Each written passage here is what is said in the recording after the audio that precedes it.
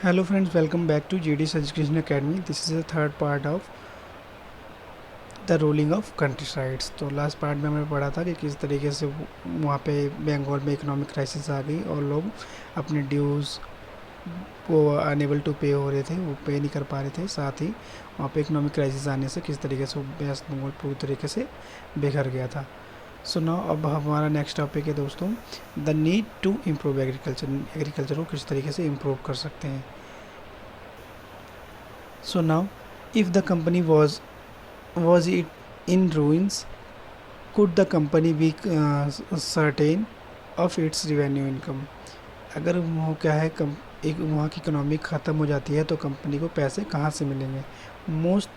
Most company officials being to feel the invest in the land had to be encourage the agriculture and had to be improve.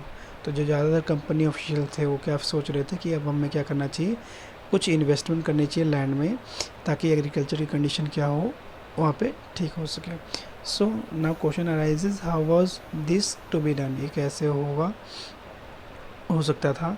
After the two decades of debate on the question, the company finally introduce the permanent settlement in 1793। तो बहुत discuss करने के बाद company ने finally एक system introduce किया जो क्या नाम दिया गया जिसको, which is called permanent settlement in 1793। By the terms, इसका मतलब है by the terms of the settlement the rajas and taluqdars were recognised as a zamindar. इस सेटलमेंट के तहत क्या हुआ, जो राजा थे या तालुकदार थे उन्हें क्या बनाया गया, एज अ जमींदार अपॉइंट किया गया।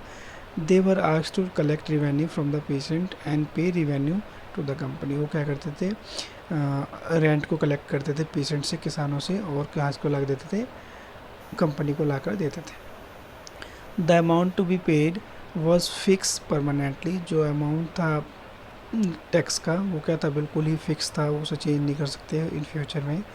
That is it was not be increase even a future. इसे इन फ्यूचर में भी बढ़ाया नहीं जा सकता। It was fail that this would ensure the regular flow of revenue into the company of offers coffers, and at the same time encourage the zamindar to invest the improving the land, since the revenue demand of the states would not be increased. The zamindar would benefit from the increased productions from the land। तो अब क्या हुआ कि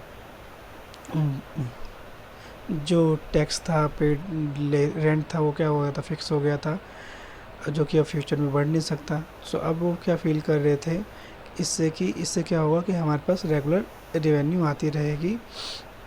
इसके साथ साथ उन्होंने क्या किया, ज़मींदारों को इनक्रेज किया, बढ़ावा दिया कि वो क्या करें, लैंड में इन्वेस्टमेंट करें। सिंस आपको और ज़मींदारों को पता था कि ये जो टैक्स रेवेन्यू हो आगे बढ़ नहीं सकता। तो अगर मान लो जितनी प्रोडक्शन होगी तो क्या होगा, उसका फ़ायदा किसको मिलेगा, ज़मींदारों को मिलेगा। और एक बात और याद रखनी है आपको, ये फिगर नंबर 3 दिया हुआ है, इसमें क्या है, चार्ल्स कॉर्नवालिस। ये कौन है, चार्ल्स कॉर्नवालिस। इन्होंने क्या किया है, परमानेंट सेटलमेंट को इंट्रोड्यूस किया। So Cornwallis was the governor general of India when permanent settlement was introduce. ना हम देखते हैं कि प्रॉब्लम क्या थी इस सेटलमेंट में।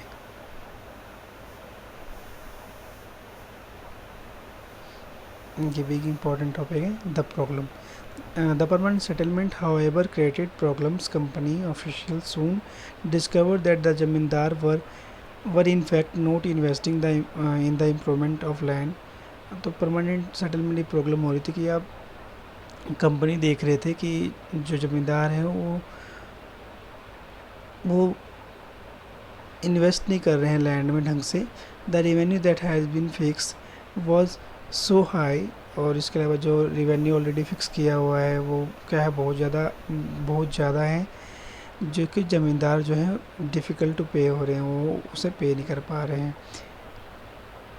It was fix was so high that ज़मींदार फाउंड इट डिफ़िकल्ट टू पे।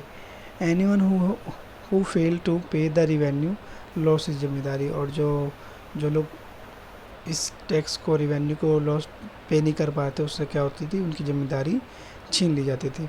न्यूमरस जिम्मेदारीज were sold off at auction organise by the company. इसके अलावा बहुत सारे जमींदारों की नीलामी कर दी जाती थी कंपनी के द्वारा। By the first decade of 19th century, the situation changed. The price of the market rose, and the cultivation slowly expanded. This meant that the increase of the income of zamindar, but no gain for the company, since it could be not be increased revenue demanded that has been fixed permanently. और उसके बाद कुछ दशक में क्या हुआ, 19th century तक आते थे, क्रॉप्स की डिमांड बढ़ी, उसकी प्राइस बढ़ी, तो उससे क्या हुआ, ज़मींदारों को प्रॉफिट होने लग गया और इससे कोई कंपनी को कोई फ़ायदा नहीं हुआ, क्योंकि जो रेवेन्यू था वो क्या था, बिल्कुल ही फिक्स था, उसे चेंज नहीं किया जा सकता। इवन देन द ज़मींदार did not have an interest in the improving the land. इसके बाद भी ज़मींदार जो थे लैंड की इम्प्रूवमेंट के बारे में नहीं सोच रहे थे। Some had lost their land in the earlier year of the settlement. कुछ ने तो स्टार्टिंग में ही अपनी ये सेटलमेंट जो प्रथा थी उसमें क्या कर दी, उन्होंने अपनी राइट्स को खो दिया। Other now so the possibility of earning without the trouble and risk of investment. और बाकी लोग क्या सोच रहे थे कि हम बिना किसी रिस्क के क्या करें, ज़्यादा से ज़्यादा पैसे कमा सकें। एज लॉन्ग एज जमींदार को give out the land to the peasant, और धीरे धीरे क्या करने जमींदारों ने लैंड पे को टीनेंट्स को देना स्टार्ट कर दिया रेंट पे। They were interested in the improving the land, sorry they were not interested in the improving the land, और इनकी कोई इच्छा नहीं थी कि वो लैंड को इम्प्रूव कर सके।